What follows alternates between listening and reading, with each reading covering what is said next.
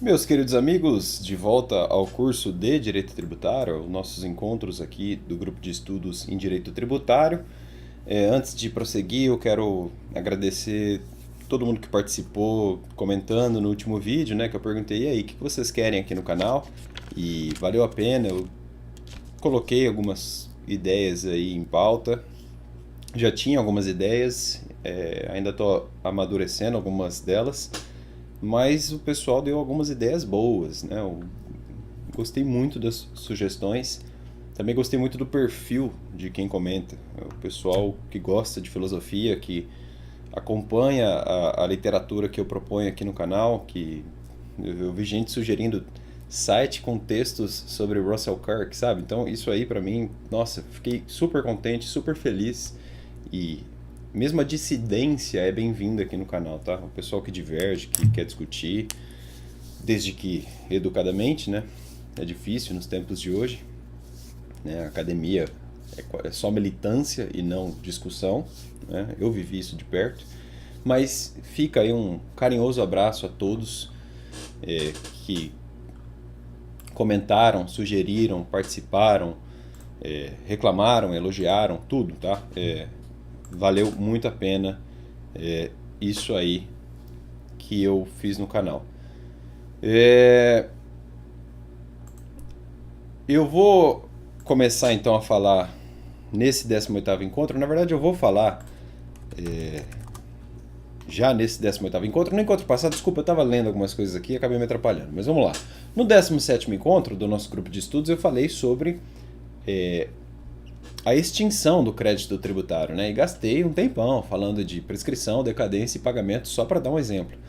Muita coisa, eu gastei mais de 2 horas falando sobre isso. Hoje a aula é um pouco mais curta, eu falo da exclusão do crédito tributário. Então não confunda, a gente já falou da eficácia suspensiva, né, dos fatos jurídicos que suspendem a exigibilidade do crédito tributário. Nós falamos dos fatos jurídicos que extinguem o crédito tributário e agora a gente vai falar de fatos jurídicos que excluem o crédito tributário.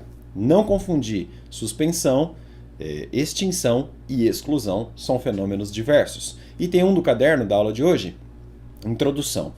Como aponta o artigo 175 do Código Tributário Nacional, excluem o crédito tributário a isenção, inciso 1º, e a anistia, inciso 2º.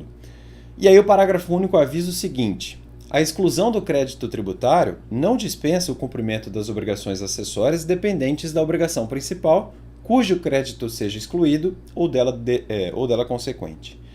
A isenção e a anistia, ao excluírem o crédito, dispensam o contribuinte de apurar e cumprir a obrigação tributária principal.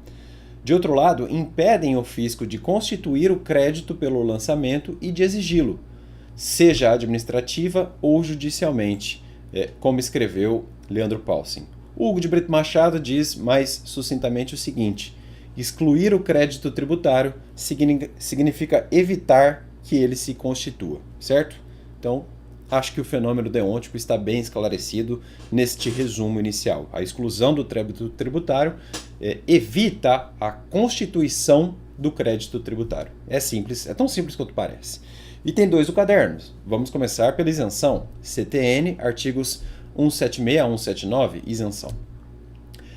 No nono encontro aqui do nosso grupo de estudos, eu gastei muita tinta e muito vídeo para explicar analiticamente as diferenças entre isenção, imunidade e alíquota zero. São 3 fenômenos diversos. As imunidades constituem não isenções, ou melhor, não incidências, tá? E elas não se confundem, as imunidades, né, não incidências, não se confundem com a isenção, que é o alvo dessa aula aqui agora, nem com a alíquota zero. Não custa repetir, mas eu coloquei no caderno de novo. Não incidência ou imunidades, diferente de isenção, diferente de alíquota zero. Simples assim. Segundo o artigo 176 do Código Tributário Nacional, a isenção, ainda quando prevista em contrato, já vou explicar isso, é sempre decorrente de lei que especifique as condições e requisitos exigidos para sua concessão, os tributos a que se aplica e, sendo o caso, o prazo de sua duração. Mas como assim isenção por contrato, né? Quando eu li isso eu também achei estranho. E eu achei uma boa explicação do Roberval Rocha a respeito. O Roberval Rocha escreve: a isenção prevista em contrato refere-se a protocolos de intenção de caráter extrafiscal firmados pelos entes políticos para atrair investimentos e fomentar sua economia.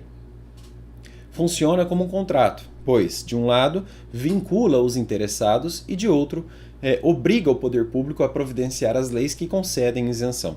Entretanto, essas previsões são inócuas, pois o Instituto deve sempre derivar de lei específica, que regule exclusivamente a matéria ou correspondente tributo ou contribuição. Constituição Federal, artigo 150, parágrafo 6º. E diz Roberval Rocha em conclusão: assim, se a lei não for promulgada pelo Poder Legislativo, impossível isentar as situações pactuadas, restando aos prejudicados socorrerem-se das cabíveis indenizações. Simples assim. Voltando ao caderno, aí eu digo o seguinte ali, né? A isenção não se confunde com a imunidade, já falei disso, mas repito, a isenção não é a imunidade, justamente porque ela pressupõe a incidência de norma tributária impositiva, como avisa Leandro Paulsen. Depende de lei específica, é sempre decorrente de lei que especifique condições e requisitos, diz o artigo 176 caput do CTN. O que deriva logicamente do parágrafo 6º do artigo 150 da Constituição da República. Qualquer subsídio ou isenção, redução de base de cálculo, concessão de crédito presumido, anistia ou remissão relativos a impostos, taxas ou contribuições só poderá ser concedido mediante lei específica, federal, estadual ou municipal, que regule exclusivamente as matérias acima enumeradas ou correspondente tributo ou contribuição, sem prejuízo do disposto no artigo 155, parágrafo 2º, inciso 12, a linha G. E faz todo sentido que seja assim. A lei que traz a isenção sempre trará a previsão de hipóteses, em que a tributação ocorreria normalmente, como lembra Roque Antônio Carrasa. Talvez aí resida justamente a sua principal distinção em relação às hipóteses de não incidência, como escreveu Hugo de Brito Machado II. Mas não custa repetir, isenção é sempre decorrente de lei, avisa-nos Hugo de Brito Machado. Em tese, o parágrafo único do artigo 176 do CTN autoriza a isenção restrita a determinada região do território da entidade tributante, em função de condições a ela peculiares. Essa regra aí, na minha opinião, é de duvidosa inconstitucionalidade. Na verdade, qualquer literatura minimamente libertária condenará ardorosamente esse tipo de fomento estatal. Né? Para dar um exemplo aqui, Zona Franca de Manaus. Agora que ninguém mais usa CD e DVD, o que será da Zona Franca de Manaus? Com todo respeito àquela região. Mas agora o Estado vai ter que pensar num novo tipo de fomento para manter aquilo ativo. Né? Você não tem uma região forte em agropecuária lá, não sei. Então fica artificial, é uma economia artificial. Esse negócio de fomentar o Estado ou regiões do Estado a qualquer custo gera problemas no futuro, porque é artificial, não é uma distribuição racional de gastos, como bem explica a literatura libertária, principalmente a de Ludwig von Mises. Mas, de qualquer modo, o Hugo de Brito Machado II sustenta a recepção do dispositivo pela Constituição da República de 1988, cujo artigo 151, inciso 1º, admite concessão de incentivos fiscais destinados a promover o equilíbrio do desenvolvimento socioeconômico entre as diferentes regiões do país. Curiosamente, eu acho que é o pai dele, Hugo de Brito Machado, defendeu justamente o contrário, né? Que a regra contraria o princípio da uniformidade dos tributos federais. Então há uma divergência de pai e filho aqui. E eu concordo com o pai. De acordo com o artigo 177 do CTN, a regra será a seguinte: se a lei não dispuser em sentido contrário, a isenção não alcançará taxas, nem contribuições de melhoria, inciso 1º. E também não alcançará os tributos instituídos depois da sua concessão, inciso 2º, o que é bastante lógico, né? É claro que a lei pode, eventualmente, franquear isenção de taxa ou mesmo de contribuição de melhoria, mas no silêncio presume-se que não há isenção desses tributos, ou seja, da taxa e da contribuição de melhoria. A gente explicou todos os tipos de tributos no começo do curso. Então é seguro dizer que as isenções de taxas e de contribuições de melhoria tendem a ser específicas e inequívocas, como bem cravou Leandro Paulsen. Quanto àquele inciso segundo, que eu falei que é bem lógico, o Hugo de Brito Machado traz uma explicação importante. E ele diz: ao dizer, o artigo 177, inciso 2º, que a isenção não se aplica aos tributos atribuídos depois da sua concessão, posteriormente à sua concessão, limita o alcance da norma isentiva àqueles tributos existentes na data em que foi editada. Não são abrangidos pela isenção os tributos novos, mas como tal devem ser entendidos somente aqueles que sejam efetivamente novos. Olha só como a explicação dele é importante. Ó. Não os antigos que tenham recebido nova denominação. Se ocorre aumento do tributo, ou criação de adicional, ou tributo contra o nome, mas com o mesmo fato gerador, a isenção alcança o aumento, o adicional, ou tributo que, sendo antigo na essência, tenha recebido nova denominação ou nova estrutura formal. Bem avisado, bem advertido, boa advertência aqui do Hugo de Brito Machado. De qualquer modo, é bastante notório na doutrina que as normas de isenção são restritivas. O seu conteúdo não pode ser alargado por uma sentença, por exemplo, já adverte o Roberval Rocha. Como decidiu o STF, a exigência constitucional de lei formal para a veiculação de isenções em matéria tributária atua como insuperável obstáculo à postulação da parte recorrente, eis que a extensão dos benefícios isencionais, por via jurisdicional, encontra limitação absoluta no dogma da separação de poderes. Eu li aqui o relatório a ementa do STF no agravo regimental em AI número 142.348-1 de Minas Gerais, relatado pelo ministro Celso de Mello, na primeira turma, julgado em 2 de agosto de 1994, quando o Supremo ainda levava em conta a separação de poderes, né?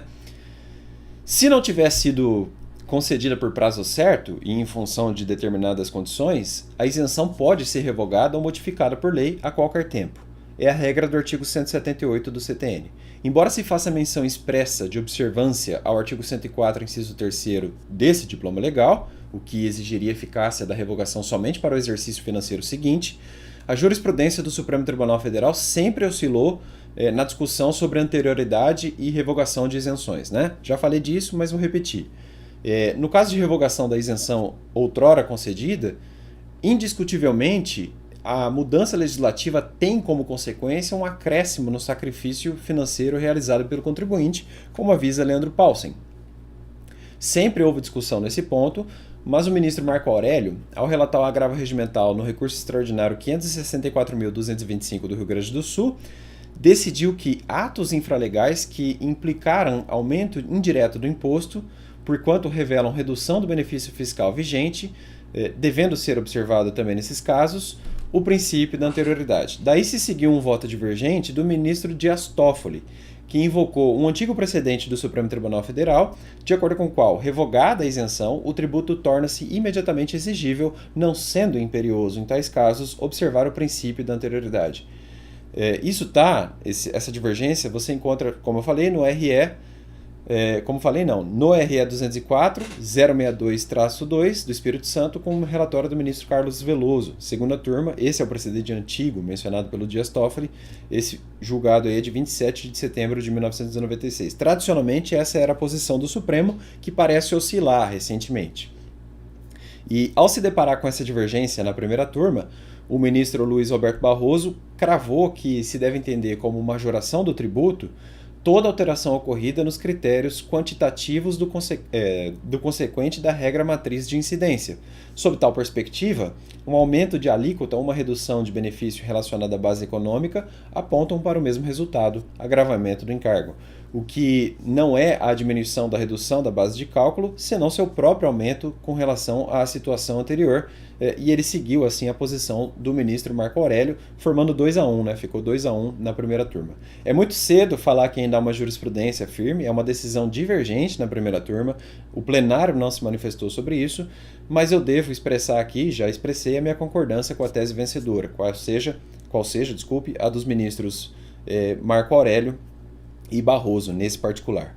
Deve ser natural reconhecer, em favor do contribuinte, as garantias implícitas, as categorias implícitas, melhor dizendo, das garantias tributárias, e a anterioridade não fugiria disso. Enfim, quando concedido por prazo certo e em função de determinadas condições, não pode ser revogada, pois incorpora-se ao patrimônio do contribuinte. Isso aí é pacífico e é o que colocou o de Brito Machado.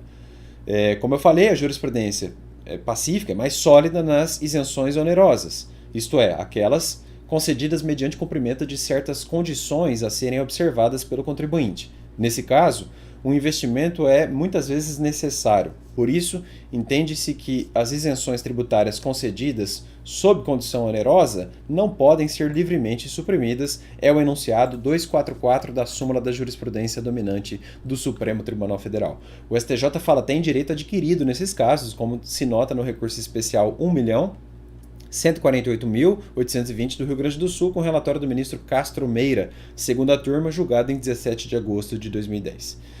A isenção, quando não concedida em caráter geral, é efetivada em cada caso por despacho da autoridade administrativa em requerimento com o qual o interessado faça prova do preenchimento das condições e do cumprimento dos requisitos previstos em lei ou contrato para sua concessão. Isso está no artigo 179, caput do CTN. Trata-se de um ato administrativo de cariz meramente declaratório do direito, como sustenta o de Brito Machado. Em se tratando de tributo lançado por período certo de tempo, esse despacho aí do 179 será renovado antes da expiração de cada período, cessando automaticamente os seus efeitos a partir do primeiro dia do período para o qual o interessado deixar de promover a continuidade do reconhecimento da isenção, é o parágrafo 1º.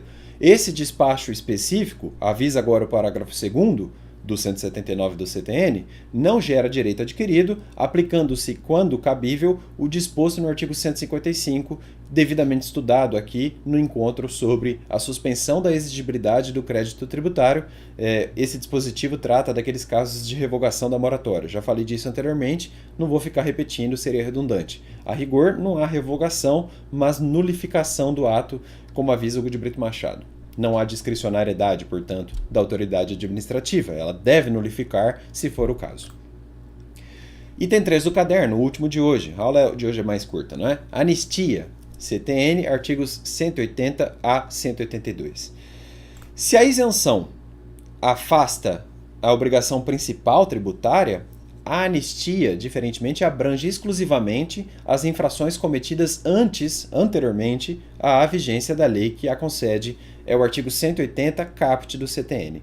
Não se aplica, porém, aos atos qualificados em lei como crimes ou contravenções e aos que, mesmo sem essa qualificação, sejam praticados com dolo, fraude ou simulação pelo sujeito passivo ou por terceiro em benefício daquele, inciso 1º. Faz sentido, né? Também não alcança, tirante disposição em sentido contrário, eventuais infrações resultantes do conluio entre duas ou mais pessoas naturais ou jurídicas, inciso 2º. Mas a ideia geral é essa, perdoar determinadas infrações, como bem resume Leandro Paulsen, né? A isenção significa perdoar determinadas infrações. Note você que me assiste que, ou melhor, a anistia significa perdoar determinadas infrações. Cuidado, a anistia, tá? Me confundi aqui. Note você que me assiste que a anistia não se confunde com a remissão, com 2 S's, pois abrange somente penalidades. A remissão, com 2 S's, é capaz de abranger todo o crédito tributário já constituído, ao passo que a anistia abrange exclusivamente as infrações cometidas anteriormente à vigência da lei que a concede, como coloca o de Brito Machado, e esclarece Marco André Ramos Vieira o seguinte: a anistia abrange exclusivamente as infrações cometidas anteriormente à vigência da lei que a concede. Desse modo, explica Marco André Ramos Vieira, sempre terá efeitos retroativos, nunca prospectivos, porque não há lógica em se perdoar algo que ainda nem foi praticado. A anistia, portanto, sempre enxerga o passado. Ao perdoar a conduta pretérita, indiretamente impossibilita a fiscalização de efetuar o lançamento do auto de infração, não havendo como constituir o crédito tributário. Daí o motivo de a anistia estar enquadrada justamente como hipótese de exclusão do crédito tributário. A anistia, assim como as demais modalidades de desoneração, só poderá ser concedida mediante lei específica, federal, estadual ou municipal, que a regule com exclusividade ou que cuide do respectivo tributo, avisa Leandro Paulsen. Segundo o artigo 181 do CTN, a anistia pode ser concedida em caráter geral, inciso 1º, ou limitadamente, inciso 2º. A linha A, as infrações da legislação relativa a determinado tributo. A linha B, as infrações punidas com penalidades pecuniárias até motivo, ou melhor, até determinado montante, conjugadas ou não com penalidades de outra natureza. A linha C, a determinada região do território da entidade tributante em função de condições a ela peculiares, e a linha D, sob condição do pagamento do tributo no prazo fixado pela lei que a conceder ou cuja fixação seja atribuída pela mesma lei à autoridade administrativa. E aí tem um trecho aqui da doutrina do Leandro Paulsen, que é o seguinte, o legislador tem a faculdade de delimitar a extensão da anistia concedida, de modo que restem abrangidas apenas determinadas infrações, além do que é válido o estabelecimento de condições como o pagamento do tributo, como a gente viu na linha D, né? Efetivamente, o legislador pode estabelecer a anistia sob condição do pagamento do tributo em determinado prazo, como medida para incentivar o ajuste de contas e para incrementar a arrecadação em determinado período. Muito bem. A anistia, quando não concedida em caráter geral, é efetivada, em cada caso, por despacho da autoridade administrativa em requerimento com a qual o interessado faça prova do preenchimento das condições e do cumprimento dos requisitos previstos em lei para sua concessão, CTN artigo 182, caput. Assim como ocorre na isenção, esse despacho específico aí da anistia não gera direito adquirido, aplicando-se, quando cabível, o disposto no artigo 155, devidamente estudado no nosso encontro aqui sobre suspensão da exigibilidade do crédito tributário. É aquele dispositivo que trata dos casos de revogação da moratória. Pessoal, acabamos aqui já rapidinho, né? Esse nosso 18º encontro. A gente começa então a segunda metade aqui hoje, né? Inicialmente, ou melhor, oficialmente, a segunda metade do nosso curso aqui, do nosso grupo de estudos em Direito Tributário. Na próxima aula, a próxima aula vai ser um pouco mais extensa, portanto, no nosso 19º encontro, a gente vai começar, ou melhor, a gente vai estudar as garantias e os privilégios do crédito tributário, não sem antes uma profunda reflexão filosófica sobre as funções, as razões autoritárias, talvez, pelas quais o Estado tenha previsto tantas garantias e tantos privilégios em favor do crédito tributário. Aí vai ficar mais profundo mesmo. Um abraço forte, até mais, pessoal. Tchau.